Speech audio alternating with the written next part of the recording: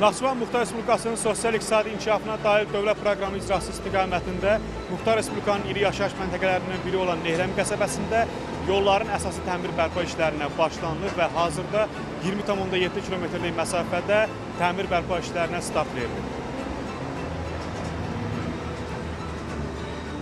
Hazırda ərazidə torpaq işləri həyata keçirilir və yol infrastrukturunun müasir standartlara uyğunlaşdırılması istiqamətində hazırlıq tədbirləri davam etdirilir.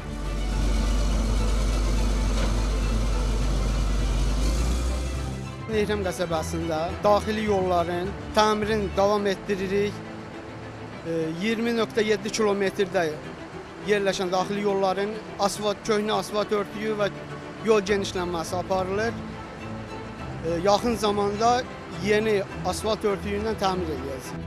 Qeyd edək ki, sözü gedən layihə Naxçıvan Muxtar Respublikasında yol infrastrukturunun müasirləşdirilməsi və yaşayış məntəqələrinin sosial-iqtisadi inkişafının sürətləndirilməsi istiqamətində həyata keçirilən tədbirlərin tərkib hissəsidir. Xosrov İbrahimov, Namiq Abbasov, NTV Xəbər.